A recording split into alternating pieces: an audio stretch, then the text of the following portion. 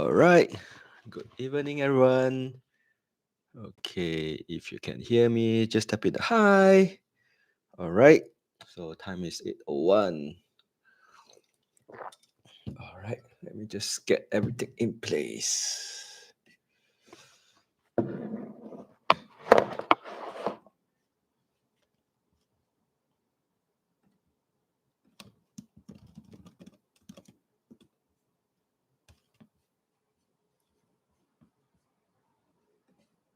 All right.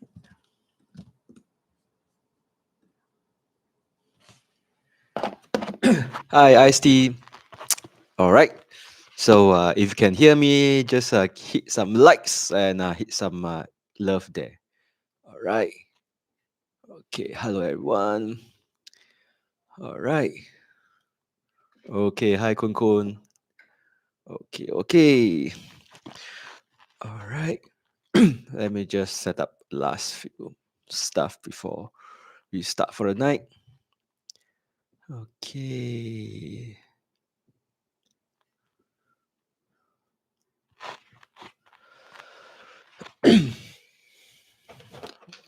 Okay.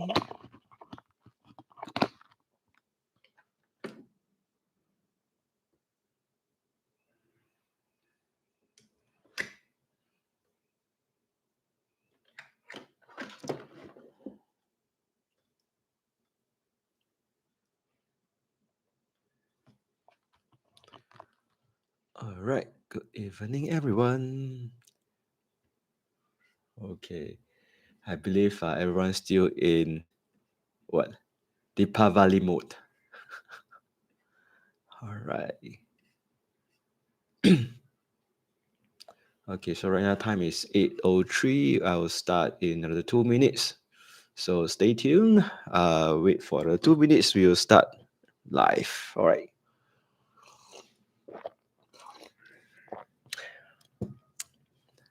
Hi, hi. Hi, just me. Hi, Kun Kun. All right. Okay, okay.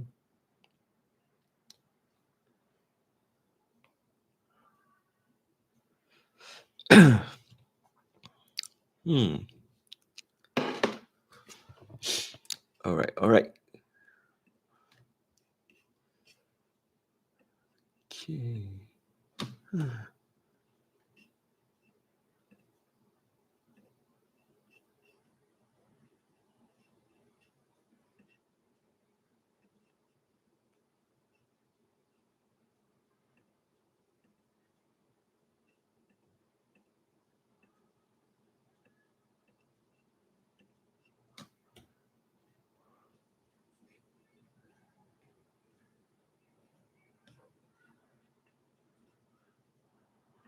Okay. I guess it should do. Okay.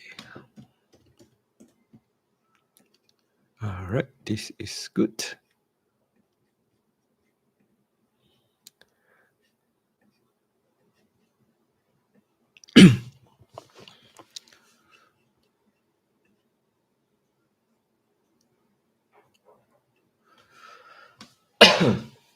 All right.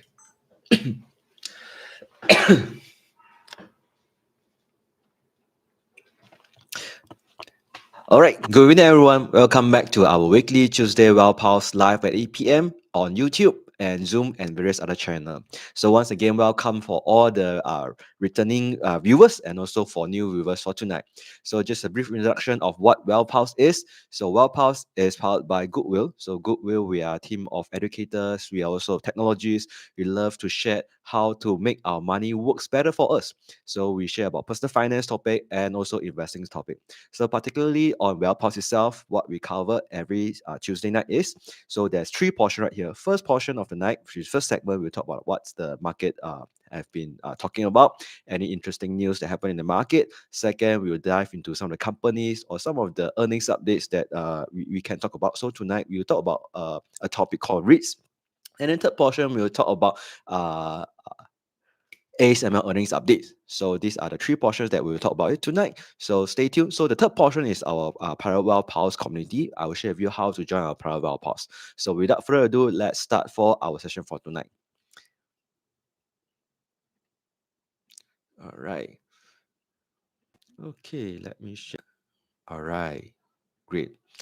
So, all in all, our purpose of sharing this WealthPulse every single Tuesday is really to help investor build confidence and also have habit to follow what's on the market. And with this, every Tuesday updates, for example, 52 weeks or 52 sessions per year itself, it really helps us to anchor down our emotions, anchor down our investing goals, so that in the long term perspective itself, our so-called investing can grow along the way, and our emotion will not be having a big swing in the sense that we will swing when market go up, we will swing when market go down. In the end of the day, you couldn't focus on what you want to build in life. So WealthPulse is mainly for us to really anchor down with a community so that we can invest better, sleep better at night. All right. So today we talk about Amazon in trouble. But for that, let me just reiterate the topics that we have shared along the way. So we talk about a lot of companies from Nvidia, from Doximity, from SoFi, from Texas Pacific Land, even Meta, Google, or even Microsoft. So all of these companies we have talked about not just because they are the big company, but also some of the companies that we are investing. And also, it may not be your so-called the company that we invest, but it's good to be updated because you don't know, the company might be the supplier of the company invested or the clients the company invested. Likewise, you will talk about this some of the companies that we'll be sharing tonight that got affected by these issues that happened yesterday night. All right. So these are all the companies that we talk about, and particularly for the last so-called close to a month itself, AI or the AI companies from Oracle, Nvidia, AMDs have name all the name drops have talked about all the investment of infrastructure that they want to put into to grow their business. Right, billions of dollars of contracts have been like disclosed or to shared in press conference stuff like that. So these are the companies that we have talked about over the past 1 month. All right. So for those who are new right here, please remember to like, subscribe, and share these sessions to people who you thought can benefit from learning about what market is, and just to share about the community. So this community itself is really much value investors. So we really anchor down in long-term investment, but also some of the times if there's opportunities arise, some of the investors in our community also do some trades, but not too much about it. All right. So we'll talk about a lot of market fundamentals, company fundamentals. So if you like it, remember to subscribe.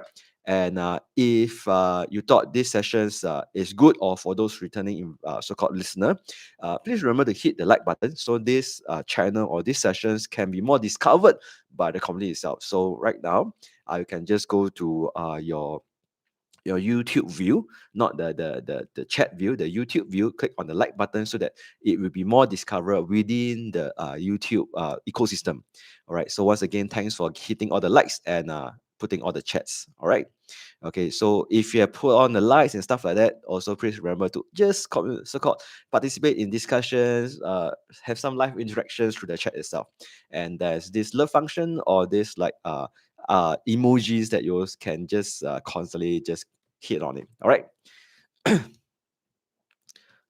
So just a quick update from the market. So the market has been hovering the top for the past 1 week, and right now we are still at an all-time high. But there's some fears that spread from last week to this week. So we are in a fear zone at a 30-ish kind of like rate, fear and greed index. And this week itself, there's two companies that I would like to cover. So let's see how much we can cover. So ASML and TSMCs have announced their earnings last week itself, and this week there's a lot more. So last week, TSMC and ASML just kicked off the earnings season, and this week itself, there's companies like Cook, 3M, Netflix, Tesla, Intel, or even like some of the telco companies like AT&T. So there's a lot more companies that kicking off their earnings or sharing their earnings in October itself. All right, so let's come to the topic for the night. So right now, 8:10. So let's start. Amazon in trouble. How many of you got affected by Amazon? For example, if you are playing Duolingo, if you are playing like Clash of Royale, or even if you have some using the AWS services. So if you got hit by it, just type in the one. So in fact, Canva also one of the parties that got hit by this Amazon hiccup. All right. So just let me Cannot do Duolingo. Thanks, Kevin. Yep. So in fact, yesterday when I want to do some research, I go Market Watch, which is one of the very sought after news site. The Market Watch is down. I was thinking, what happened to it? But because yesterday is Deepavali, I thought maybe I just give myself some slack. I'll do research in the evening. But when I come back to evening, only then I know AWS have some issue. And in fact, there's some text that appear in the page. So in Amazon Web Service, you see this like error 500. Yeah. No impact. I use ChatGPT. So why ChatGPT is not impacted? Because ChatGPT is within Microsoft, which is Azure network. So yeah, so ChatGPT is within Azure. So yeah, thanks to Microsoft, I can still continue to use ChatGPT, right? Kun. Right. So Amazon Web Service, a lot of parties got infected, got affected, and also what? Let's see who are the parties that got affected. All right, so coming at Snapchat, I don't know anyone using Snapchat. Definitely, I'm not using Snapchat. This is a Gen Z thing. So company like Roblox. So some of the gamers that are using Roblox so-called infrastructure or their tools. Even Disney Plus, Netflix. So if you are using PayPal, I don't know. I didn't use Venmo. Venmo is more of like a pay app in the US. I don't know whether you use it. So if you use Venmo, it's got affected as well. So traders like using Robinhood or even Coinbase, companies that got affected. So let's come to this like what is really happening.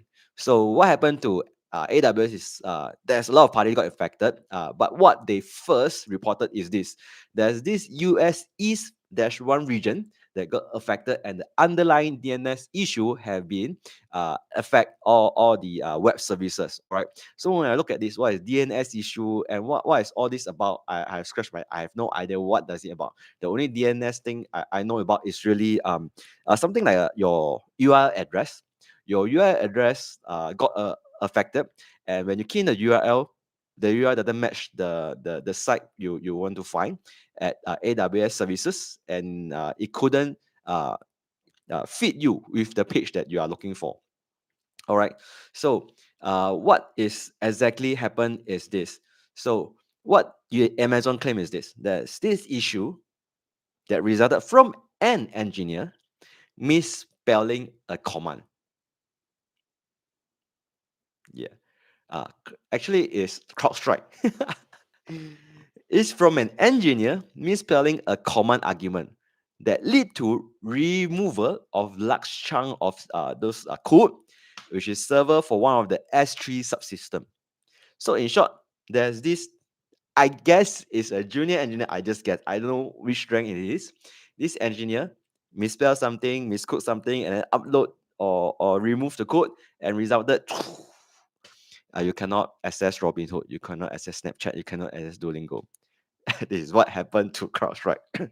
Yeah, Kevin, it's always intern. Blame is always put to intern. Yeah. Kid said, but Amazon price 10 leh.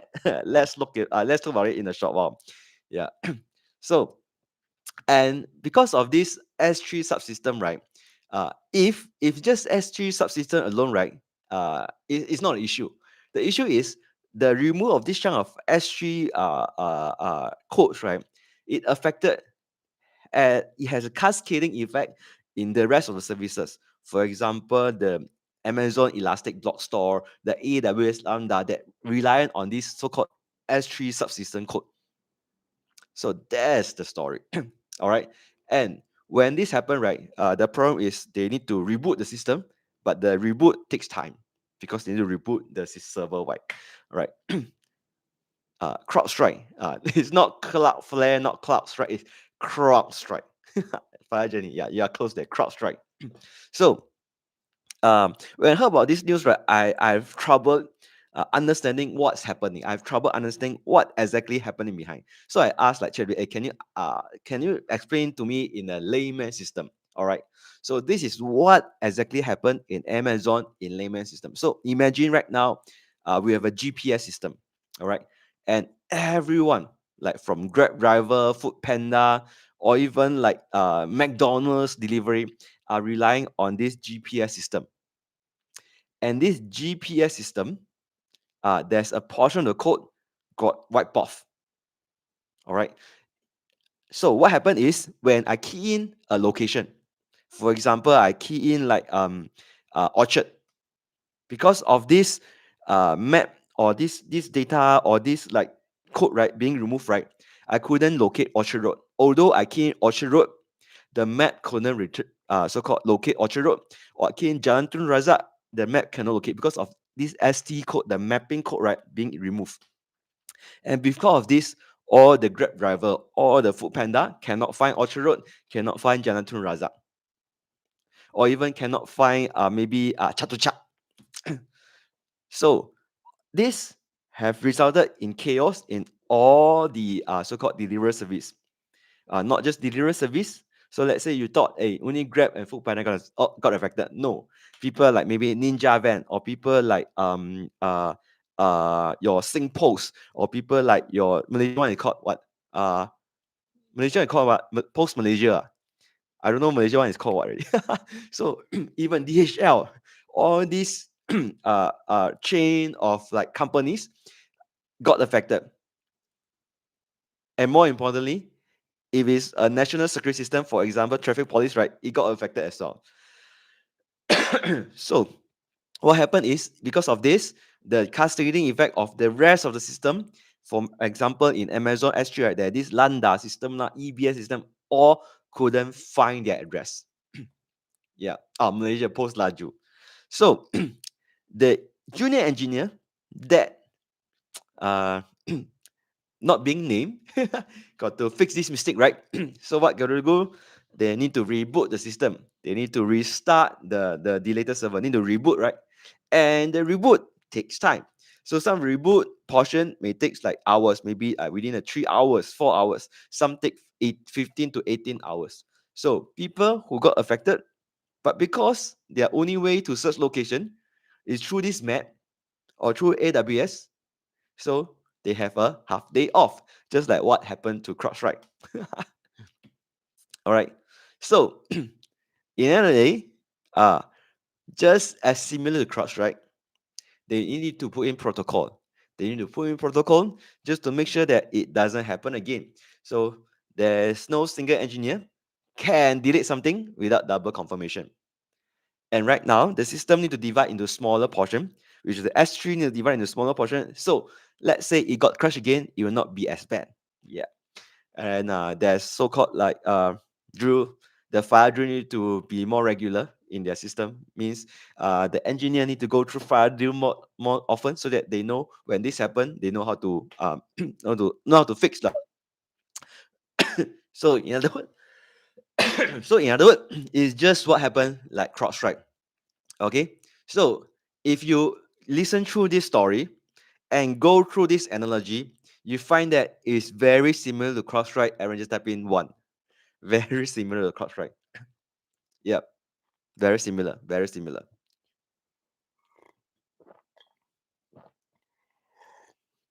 I will do this then when I resign. Yeah, yeah, very similar.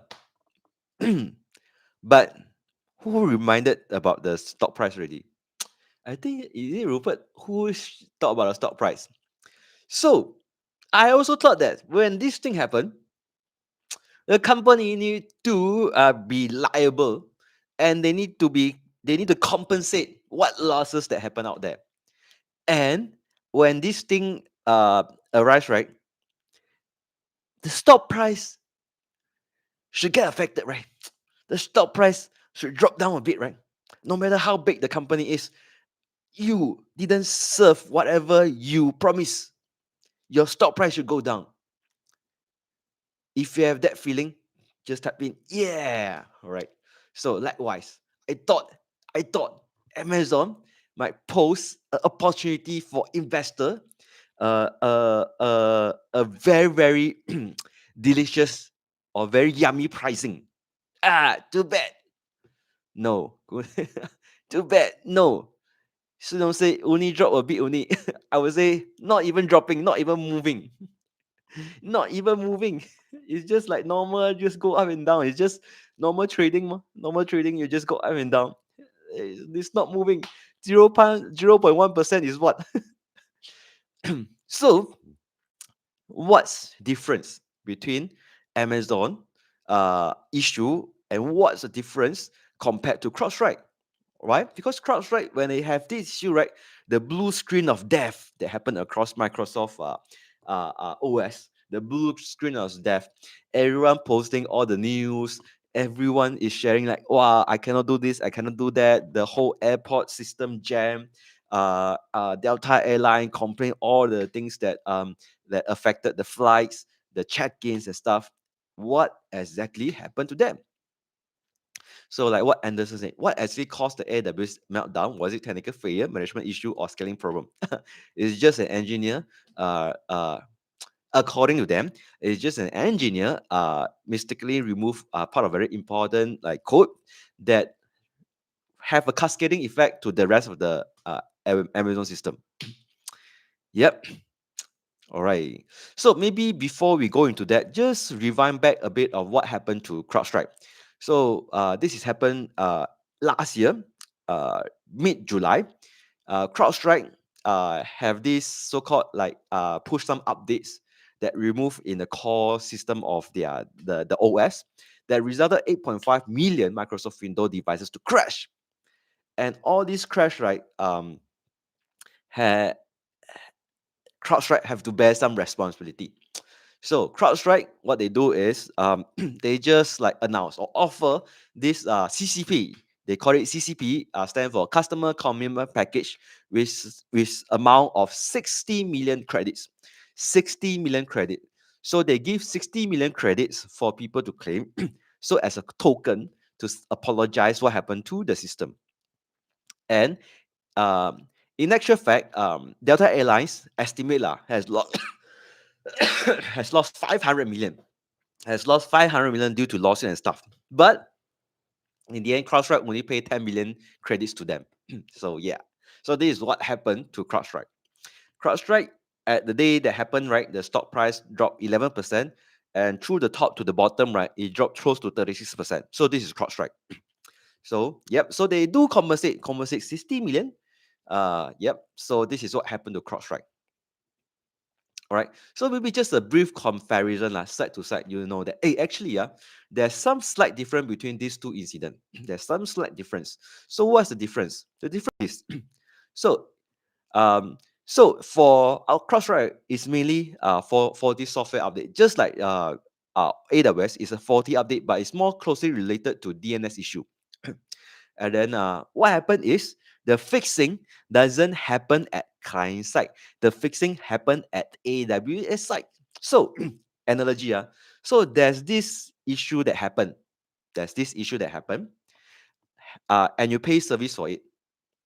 And when you pay service for it, right, the service provider, when the issue happened, compared to situation, one situation is sorry, you need to fix at your end. And the another situation is sorry, there's some issue, let me fix. All right. So situation A, which is sorry, I need to fix at your end, uh, is CrowdStrike. Means a client, sorry, you have to do something. It's not I wrote it, you have to do something. Compared to AWS is sorry, there's something happened, let me fix it. So AWS and CrowdStrike, if you are the client end, which one you'll get angry? I pay you money, got problem, you still ask me to fix myself.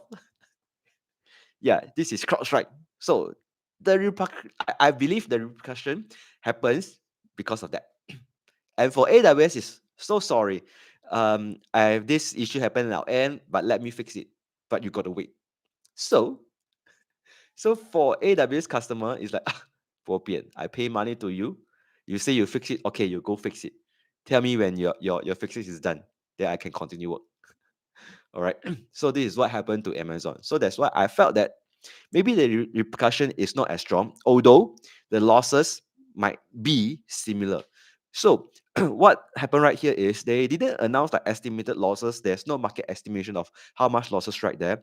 But I felt that it's just because the solution for this problem, right, um, slightly different. That's why the repercussion is different. Yeah. So And also AWS, they take shorter time to recover in a sense because AWS can do all the fixing compared to CrowdStrike. CrowdStrike need to go to client and to do all the fixing. That's why the fixing timing, the window is shorter, although it's still like 15, 18 hours, it's still shorter compared to CrowdStrike. Yep. But from what they conclude, the economic losses might be bigger because affected a lot more party, right? Not forgetting Amazon, AWS is the biggest cloud solution provider, all right? The biggest infrastructure provider. So there's not much being disclosed, but yeah, that's why the stock price doesn't affect it as much. That's what I felt lah. Yeah.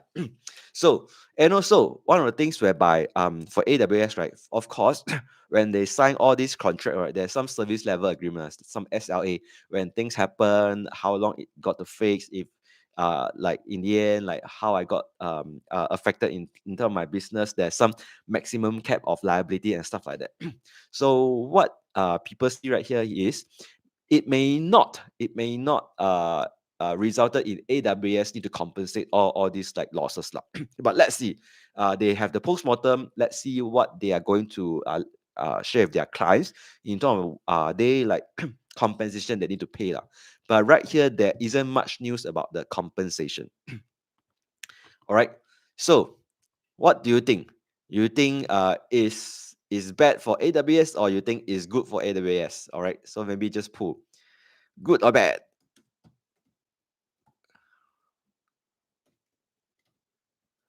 All right. Is it good for AWS or is it bad for AWS? All right. Just quick polling, just for fun. All right. What do you think? This incident where it happened, is it good for AWS or is it bad for AWS?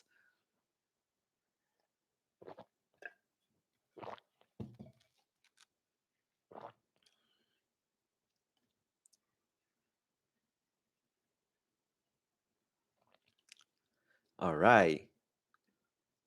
Okay, let's see. Oh, majority people think it's good. Majority people think it's good.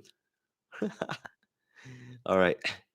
Bad. Market share will drop. Hey, but the Fajani, the share price doesn't drop. The share price doesn't drop. Yeah, Kun say I can't DCA. Kun, is Amazon in your stock list?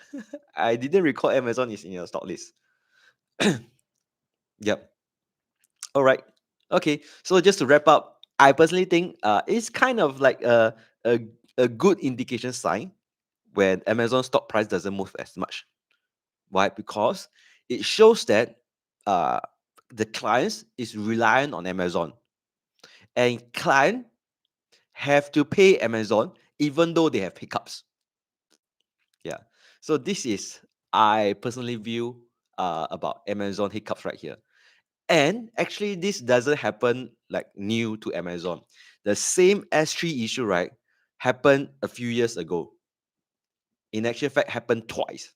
And even after happening twice, it happened again. Yeah. Some show that, yeah, Amazon have the power, have the bargaining power because they have this uh, switching cost that their client couldn't bear. Yeah. I cannot easily switch to GCP. I just assume.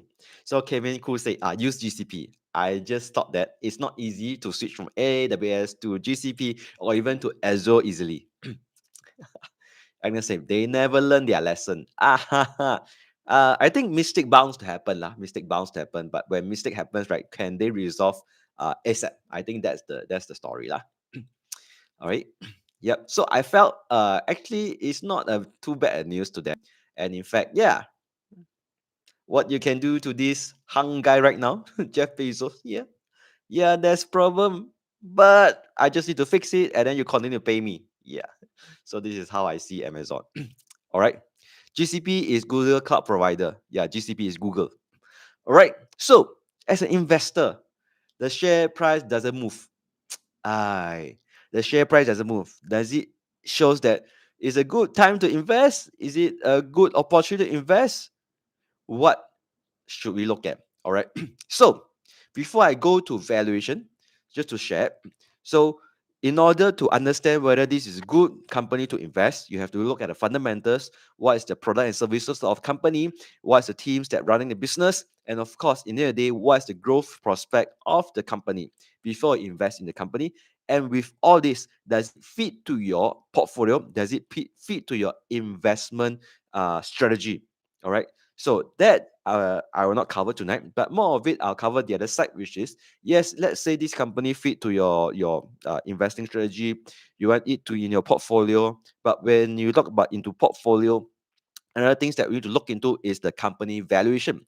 So tonight I'll be using Fiscal.ai to share about the company valuations, more of like the peer valuations, not the absolute so-called discounted cash flow DCF valuation methods. It's more like the relative comparison method. So for me, I use Fiscal.ai to make the comparison. So here I compared with the Magnificent Sevens. So here you can see that there's Nvidia, Meta, Microsoft, Apple, Google, Tesla, Amazon. You see that Amazon, their price to sales relative valuations is at 3.53. So compared to Nvidia at 27 times, compared to Tesla at close to 15 times, Microsoft in the teens, Amazon is at the lower end. So if you follow that, just type in the one. Yeah, just type in one. Let me understand that you follow. Okay, so compared to the Magnificent Sevens, the relative price to sales valuations is comparatively lower. All right. So PS stands for price to sales. Price per share compared to their sales per share. All right, is comparative lower. But of course, you will see, all these businesses are different, so-called sectors or different product and services. All right, Amazon is e-commerce. So you cannot compare with Nvidia because the margins are different, the growth are different, and of course, if you compare to Tesla, Tesla is a car and a AI company per se. Amazon is more of like an e-commerce and infrastructure company. So the activities are different. It's not apple to apple comparison. Yep. So it's fair, right? So this is just Magnificent Seven. The second things you can look at is compared to their peers. So I pull like Mercado Libre. So they are the biggest e-commerce provider in South America. SEC Limited is like biggest e-commerce player in Southeast Asia. And of course, Baba, the biggest e-commerce player in China. Yep. So comparatively, if you look at this field, you'll see that our C Limited in 23 is really close to 2 times. Right now, it's at 5.8 times. So C Limited is at the highest end. All right. Metagory is always hovering between 4 to 6 times. Right now, it's 4.6 times. And if you look at our Amazon, it's 3.53. So compared to Baba, Baba is like there's several reasons why the valuation is lower because like their background is Chinese. China have been hammered down in terms of valuations, and their cloud service is not growing in that sense because Baba is being hammered by the government. All sorts of bad information or bad news. But their valuation also came up recently to 2.88 times. So if you compare these four company valuations, actually Amazon's valuation is not that high, 3.53. All right. Baba high potential, right? So this is peer so-called valuation. So the third valuation is this. So why I share all this valuation is for us to form understanding or feeling of the market valuations for Amazon itself. So if you look at their so-called 3 years average, so their 3-year average valuations is also at 3.5 times. So compared to the 3.4 time, 3 years average valuations, right? So right now, you can say that actually they are so-called fair value. So at their lower end, which is at the April drop down, right, which is the tariff liberation 1.0, their valuations drop as low as 2.7 times. Yep. So between the band of 2.4 times, so 3 times is roughly their average kind of 3 years price to sales. Yep. So compared to Nvidia, compared to all the Magnificent Seven, actually their price to sales level is kind of like at the fair value end. Yeah. So if the share price went down and it dropped to like 2 times, yeah, maybe is historically is at their so-called 3 years at the lower end. All right. So this gives us some feeling of some sense of how their valuation are for Amazon. All right. So whenever there's things that happen that jig the pricing, and if the incident doesn't really break the company, and in fact actually make the company stronger, feel stronger in some sense, yeah, it might give you some sense of the business fundamental. Then when you look at valuation, that's where you decide, hey, is this a good time? Is this a good pricing to go into? All right. So hoping linking all these incidents to the company valuations, yeah, give you some sense when things happen, how how, in my point of view, how I analyze this situation. All right. So this is the segment one. We talk about the market news. All right. So right now time is 8:36. It's like 20 minutes mark. So let's go to the second portion, which is REITs. All right. So this is the first portion. Now let's get to the second portion, which is REITs. All right. What is REITs? REITs just basically stand for Real Estate Investment Trust. So I need some help in recalling who asked for this before. I can't remember who asked for this before, but nevertheless, yep. So yep. So interest rate have adjusted down last month itself. All right, and when interest rate went down, part of the community were very excited because REITs would be the company or would be the group of investment vehicle that will get benefited. Yeah, thanks, Rupert. Yeah. So why? In a broad stroke, REITs depends on debt. Real estate investment trust depends on borrowing. And when they borrow money, their interest rate, if it's too high, it will eat up into their cost. So it's always good that the debt can be very low. Then with the profit that they take, right, they make, right, can pass to investor as dividend. That's a good news for investors. So where interest rate reduce down is a good news for REITs. All right. So for those who are new to REITs, let us just go through some brief introduction of what is REITs about. So REITs, you can see it as a collective investment scheme. And with this collective investment scheme, right, the group of investor, which is known as unit holder, they will provide funds to this vehicle called REITs. And then within this REITs, you can hire this manager. So this manager would decide what to invest, what to divest, and when they manage this portfolio. In the end of the day, this investment, if in a way the revenue after cost can give you some profit, this profit will pass back to our unit holder as dividend. And a lot of time, these REITs are focusing on real estate. Real estate, that's why real estate investment trust. All right. So when they invest all these properties, if the properties are good, well managed, then you got all this like so-called property income, property revenue, your rental income. And then after paying all the different like so-called your electricity bill, whatever bill, include your manager like so-called fees, and then pass it back to unit holder. Yeah. So this is very comparable to people who invest in property. Yeah, Ming An is also one of our core members. So later I'll also share some of the clips that he shared. So Ming An is so-called our uh, very senior community members that senior not in terms of age, senior in terms of his investment experience in REITs. All right, so his portfolio are mainly REITs. For his private portfolio also REITs. So that's why when we talk about REITs, right, the name will arise. All right. Ooh. All right. Oh, sorry. I just clicked too far. All right. So maybe we just briefly about like why people compare like REITs compared to property. So real estate investment trust, the underlying is real estate. So for individual investor like us, we can either choose to invest in uh, properties, which is real estate, or choose to invest in real estate investment trust. So why the difference? So what is the benefit of investing into REITs compared to single unit or so-called properties? Yeah. So in short, real estate investment trust, if you invest in a good investment REITs itself, right, it will provide you diversification. Diversification in terms of like numbers of building. So for example, if you're an individual investor, the same amount of money, for example, like 20,000, 30,000, you can only invest in single property. So your risk is very concentrated compared to 20,000. You invest in the REITs. These REITs itself have a few buildings, and you have spread out your risk. All right. So diversified is first thing. Second is affordable. Affordable in the sense that, so for properties, your so-called deposits or your first initial investments might be 5, 6 digit or even 7 digits. All right.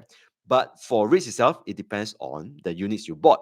So, for example, you buy like Fraser Center Point. Right now, it's like 220, 230. You need to buy like in hundreds multiple. So it's like $200, $300. You can buy a units of REITs. So it's more affordable, and of course, it's more liquid. So why is it liquid? Liquid in the sense that there's a exchange traded market where you can buy and sell easily. And in the sense of liquid is, so for example, if you invest into a single property, right, you cannot say that, hey, today I want to sell off a portion of it. You can't.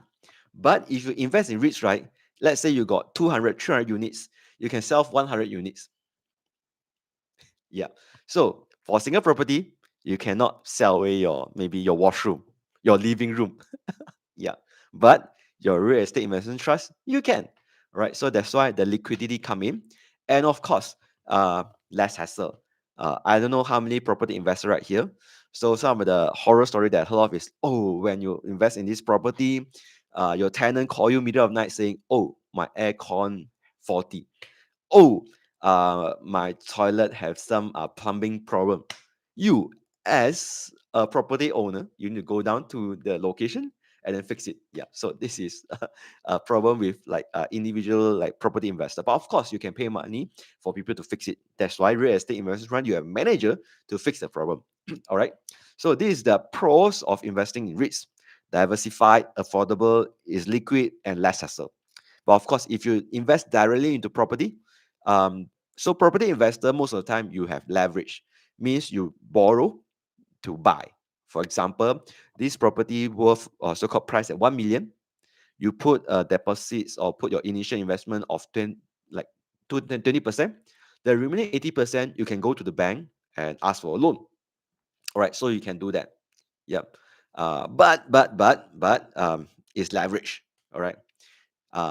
You if you got hit, you have some cascading effect, for example, forced liquidation, or uh, you ask people to support your servicing of your mortgage. All right. Another thing is that actually it's not all bad. The good thing is like first you have control of the property, of course, and then the second thing is um, your property price will not be as volatile as a REITs investment.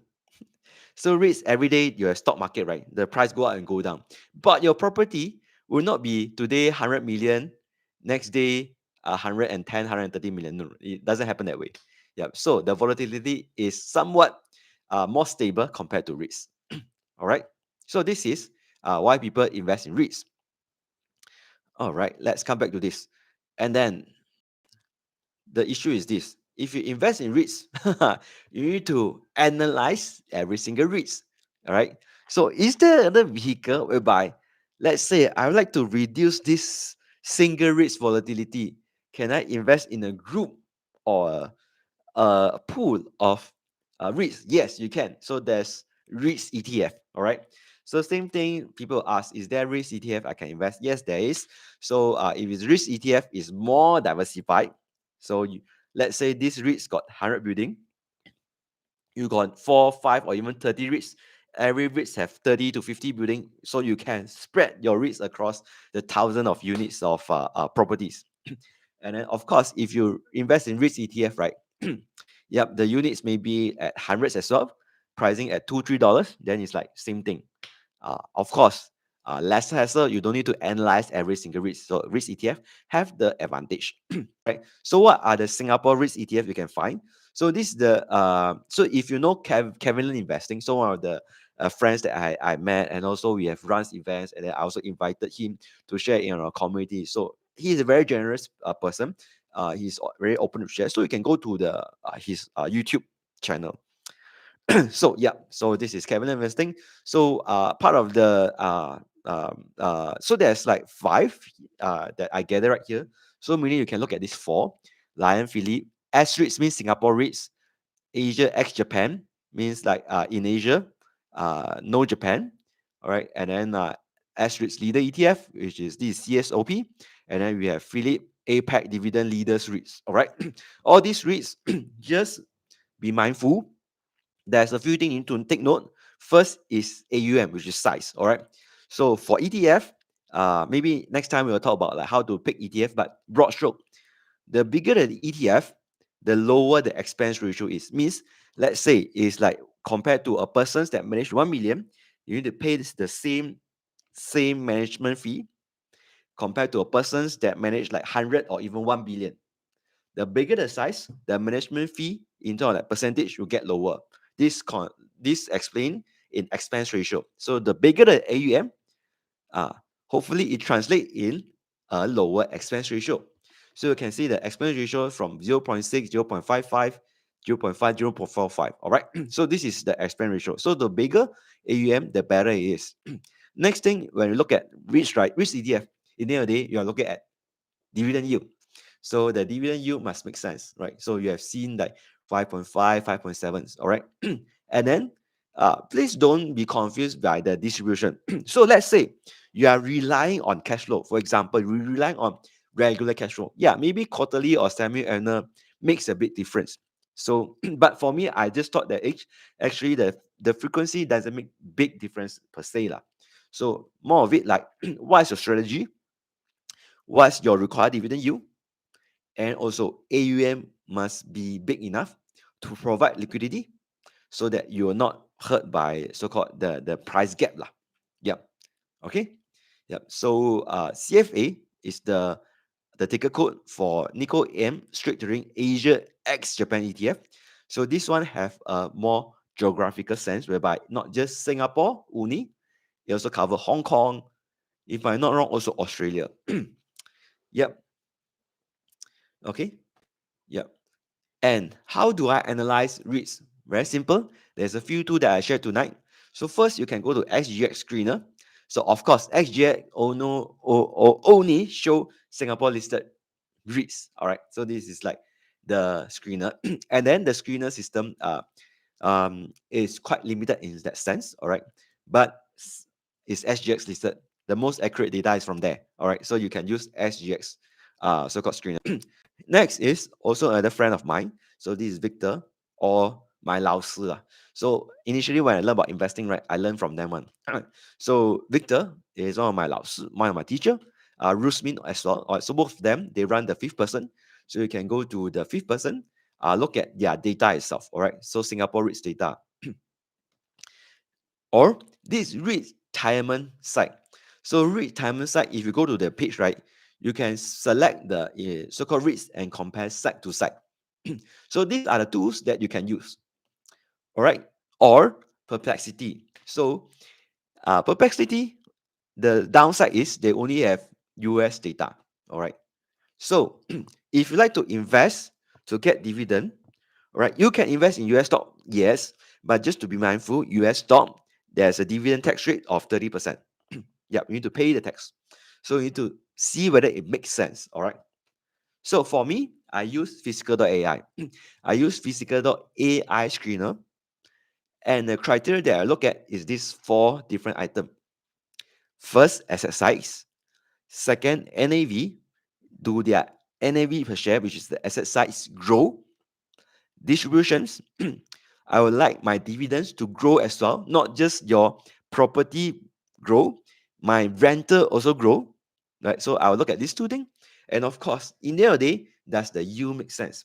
Does my yield make sense? So I will look at these 4 different things.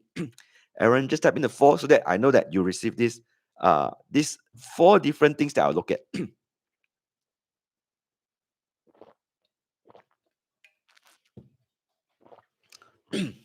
All right. Okay, I'm close to the 40 minutes mark, very close to the timing. All right. Okay, great. So let me just share this screener that I have, and then some of the measurements or some of the requirement that I set so that you can screen out your desired REITs. All right. So for me, I only look at Singapore REITs. Why? Because Singapore REITs, local REITs, I can easily access the information. I can go to the AGM to learn from a manager. All right. So I'll look at Singapore REITs. But of course, if you like to look at Malaysia REITs, you can just open up Malaysia region. Or if you like to look at Hong Kong REITs, you can just open up Hong Kong region. Why no Maple Leaf? You mean Maple Investment kind of like trust, right? Let's go into it. Ooh, all right. Let me share this step instead. Yeah. Okay. All right. Let me just resize a bit. Not able enough. Maybe I just describe first, and then later on I'll look at chat. So this physical.ai, they have the best data, so-called best data source that I find out there, and there's also the best tool, best interface in terms of like so-called individual investor. Right, and the pricing is not too bad. There's still a price to pay, but it's not too bad. So let's get into it. So they have this physical.ai. You can just go to screener function. So what you got to do if you look at REITs, right? You just need to, in terms of industry, right? Just scope it down to pure REITs investment. So there's diversified REITs, mortgage REITs, healthcare, hotel, retail, residential, office, industrial. So all of these are REITs. All have different characteristics. So for example, retail REITs, for example, in Singapore, there's like downtown Orchard, which is the main street or shopping street, or there's this so-called suburban one, which is the heartland. They call it heartland REITs. All right. So all these REITs, they have different characteristics in the sense that their tenure might be shorter than office. Why? Office, when people come to do business, right? Office, they might have a longer tenure, for example, 3, 5, or even 10 years. Retail REITs, because they want to refresh their portfolio, their tenure may be spent between 1 to 3 years. Yeah. So every 1 to 3 years, they need to talk to their tenant. Hey, I need to renew. I need to revise your your so-called rental rate. Yeah. So there's this different. And of course, if you look at hotel resort REITs, right, even far different. Hotel and resort, maybe one night, 1 week. Yeah. So they need to look at their occupancy rate might be different. All right. Occupancy rates for hotel resort might be lower because there's some seasons, there's some time whereby your hotel will be empty because it's not traveling seasons, for example. Yeah. And healthcare REITs. Yeah. So we'll talk about more about that. All right. So just open up all this industry. And in terms of countries, I just select Singapore. You can type in Malaysia or even Hong Kong. Why all these countries at the current moment? Because the dividend don't need to pay tax, right? So if you look at like US, you need to pay your Hong Kong. Your dividend need to pay tax. All right. So these are the countries and industry that I screen out. All right. So let me just right now only 6. Let me just hit. Is there more? Okay, there's more result. All right. So remember the 4 item, the total assets, the NAV per share growth. All right. Here I just put tangible book value. All right. The next thing is the dividend per share growth. So in REITs, right, they the term should use distribution. All right. Distribution in the sense that because it's unit, they call it distribution per unit. But for physical.ai, right, I think when they allocate their data, right, they put under dividend. So just put dividend per share or dividend yield. All right. All right. And then one more thing. Oh, I didn't put this debt ratio. All right. So there's a requirement for all the REITs, especially in Singapore. The maximum that you can go to is 50%. Right. So while I look at this debt ratio, I'll go through it in a while. All right. So first thing, I would like the asset size, right, to grow. All right. And what I can screen right here is at least 0% means even if you're not grow, your tangible book value, which is your assets per share, right, don't shrink. So I set 0% right here. And I want my dividend yield to be at least 3%. All right. So to be fair, I should go for at least 4, 5, or 6%. 3% cannot be inflation. But here is just the sake of screen out some of the good dividend. Maybe at this point of time, the dividend yield is low, but when there's price movement, right, maybe your dividend yield will change higher. So I just, the sake of screen out the company first.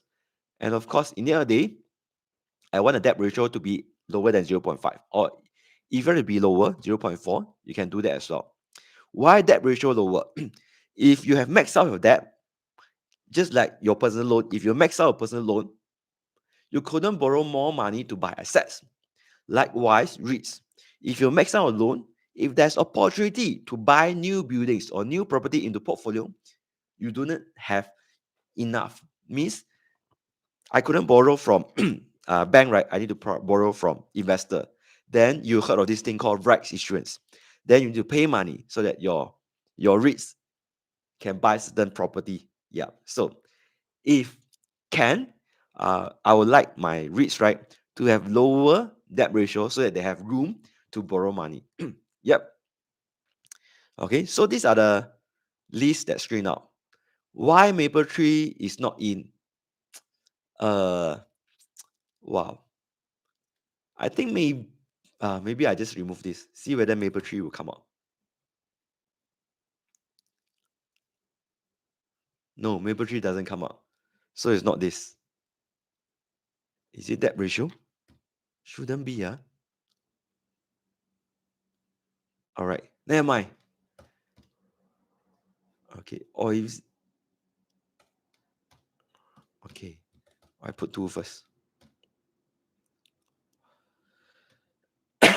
Oh, Mapletree come out already. Okay, EBIT to interest a bit at lower end. All right. Only Mapletree Pan Asia Commercial Trust. I don't know why the rest is not up, but let's not delve into it. We can talk about it in some other time. All right. So what is EBIT over interest? Is just the earnings that you get back, right? How many times you can cover your interest expense? All right. So this is very important. Why? Because if the EBIT interest is too low, right, they also cannot borrow more money. Yeah. So as simple as that. All right. Okay. So this is my screener, and it screened out 11 companies from CICT to Capital Ascenders. So if you look at data center, Capital Ascenders is one of the things companies that you look at. Capital DC REITs also one of the data center play. All right.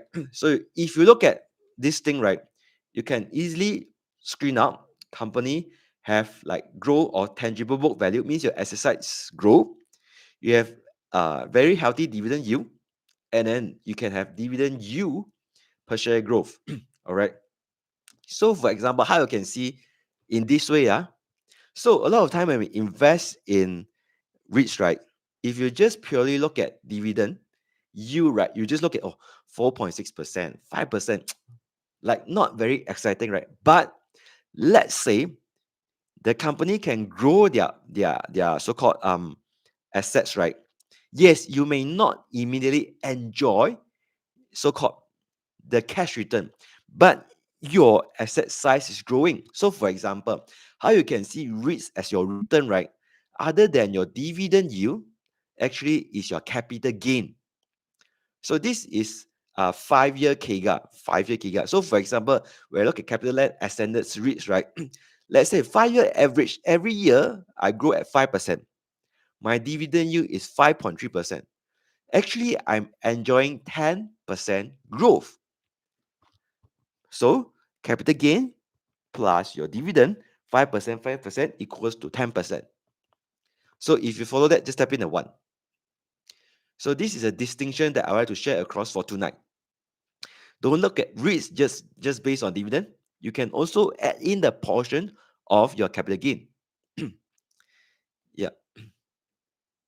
All right. Okay. So tonight, just a broad stroke of sharing with you some of the so-called like things you can look at in terms of your so-called your screening criteria, exercise, your NAV share per growth, NAV per share growth, your distribution per share growth, your yield, and of course, right here, you just add in debt ratio, or you call it gearing ratio. Yep. So these are the few companies that fit into NAV per share growth, distribution per share growth, and also yield that is not too bad, like 3% and above. Yeah. So if you look at data center, you can look at Capital DC REIT or Capital Ascenders REITs.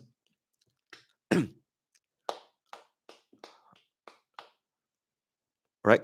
Hopefully tonight, when I share with you this physical AI, all right. So for previous week, we also talked about like using a so-called agentic AI. So for example, Manus.ai. So if you have not subscribed this, please do this because Manus AI is not just good for investing or analyzing company. It's also good for your work purposes. So let's say if your boss give you a project work that you need to do some research, Manus AI can help you search World Wide Web and then analyze and give you a report. So you don't need to spend hours do your report. So this is Minister AI. You can scan this and then just activate your Manus. All right. So here, if you register through this, you can have like 500 credits. If I'm not wrong, 1,005. I think Kev did share with me. That's additional 1,000. So so if you register your own, it's 300. Yeah. And tonight I'm using physical AI. So there's like trial, there's 14-day trial. If you haven't used before, these 14-day trials, you can just use it. You can just go to click.google.com/finchat. This is the QR code. You can scan this QR code and use this physical AI. You can go for free, or if you want to pay, it's 39 per month.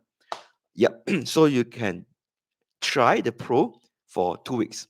Which one do you have inside your portfolio? So for me, very straightforward. I just have a peace of mind. I have like I invested my CPF money into this REITs called Fraser Centrepoint Trust. This is not a recommendation, just to share why Fraser Centrepoint Trust today.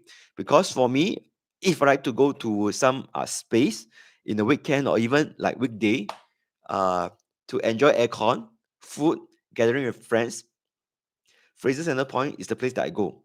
North Point, Causeway Point. Yep. And they are the two biggest one.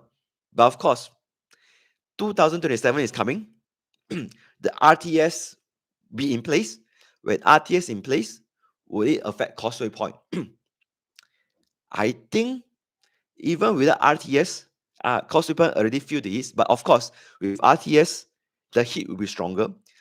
So I would say I was still in observing the status right here. How Fraser Centrepoint will address their tenant mix. So of course,